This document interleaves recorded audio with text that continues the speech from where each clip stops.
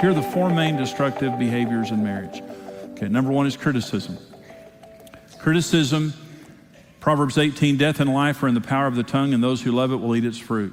And by the way, the next verse says, he who finds a good wife, or he who finds a wife finds a good thing and obtains favor from the Lord. There's a lot of reasons that we can become critical, but they're all devastating. And there are certain rules that we can use in our marriage. And first of all, it's the 10-to-1 rule. And that is, for every time I say anything negative, I'm going to say 10 things positive. And if I hadn't said 10 things positive, I haven't earned the right to complain. Okay, and I'm not talking about being critical. I'm just saying even complaining. You need to praise a lot more than you criticize, and if you don't, it's going to devastate the marriage. The second thing is this, and this is a huge issue, and that is, I take responsibility to build your self-esteem. I take responsibility to build my wife's self-esteem, and Karen takes responsibility to build mine.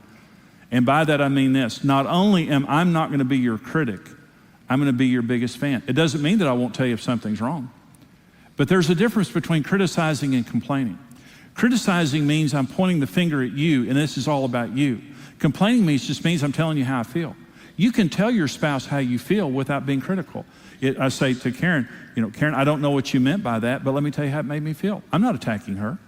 I'm just saying, I don't know what you meant by that. I'm not saying you're a bad person or you intended to hurt me.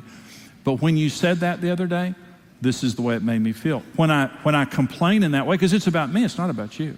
When I say it that way, she can hear it, everything's fine, and we go on. When I don't say it that way, when I say it with a more critical, accusatory tone, she immediately becomes on the defensive. And so I take responsibility to build your self-esteem, and if I'm going to complain to you, it means I've already earned the right to do that because I'm a lot more positive than I would ever be negative in our relationship. So that's the destructive behavior. The second is control and dominance.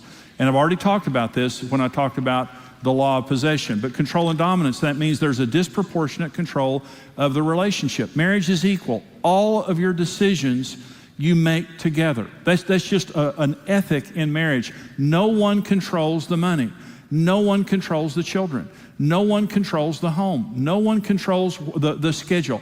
Every decision we make together. And if you're naturally more of a dominant person, a choleric person, you've got to sit down. And if you're more of a naturally passive person, you have to stand up. But where there's dominance in a relationship, and there's as many dominant men as there are women, it's an equal issue. When you have dominance in a relationship, it's always destructive. Now, let me say this, because I do this little poll when I do seminars. How many of you, now, by the way, if you're with your parents, don't answer this question. How many of you were raised in a home where one of your parents was clearly dominant over the other parent? Raise your hand if you would. And watch the hands go up. Look around. Look around. Okay. Look how many hands are up. Put them down. How many of you believe that had a negative influence upon you and your family? Raise your hands if you would. Look at the hands go up. Look at the hands go up. Okay, go ahead and put your hands down. Your children will be in...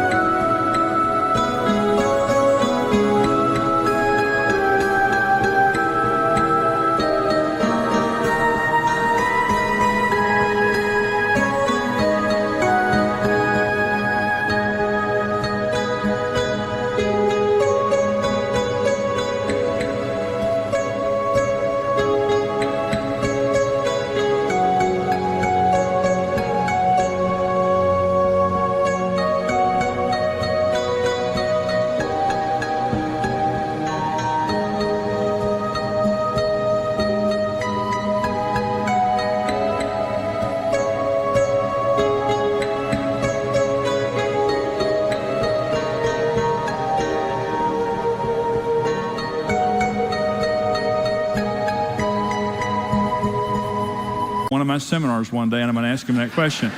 And dominance is destructive. There's a person being disrespected. There's a person being controlled. You can never be intimate with a dominant person. I was dominant in our relationship. I had to sit down. I had to just make a decision. I'm not going to overcome Karen. Just the force of my personality. I can dominate. And just the intimidation. You're going to pay a price. If you cross me, you're going to pay a price. In everything that I do today, Karen is my equal, and I will not act without her, period. I will not. I will not leave her behind, and she will not leave me behind. Everything we do together. Everything we do, we're in agreement on before we do it. And that is where intimacy and goodwill comes from, because we share our relationship and share our marriage. But where there's dominance, there's going to be destructiveness. Number 3, destructive behavior is checking out, and that's just emotional abandonment. In Hebrews 13, God says, I will never leave you or forsake you. And leave means physically leave, but forsake.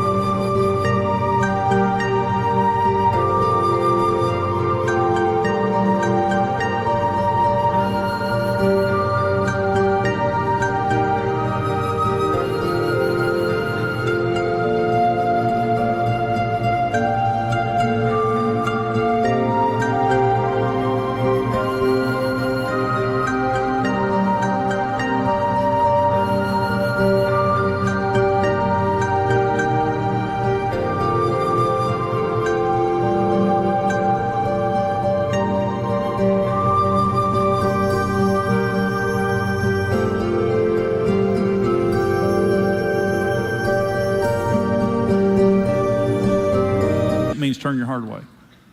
You can turn your heart away from a person you're sitting right next to because of hurt, because of disappointment, because of busyness or stress or temptation. You can literally emotionally check out of your marriage, and all adultery is preceded by emotional abandonment. All adultery is long before I had the adultery, I turned my heart away from you. And the commitment here is simply, it's destructive. You know that person's checked out. You can tell by the look on their face. You're just checked out. I don't know where you are, but you're not here. You're with somebody else doing something else. And God says, not only will I never physically leave you, I'll never turn my heart away. I will never emotionally, in all of eternity, our God will never emotionally abandon us. But let me tell you, He's had some good reasons to. Did you know that?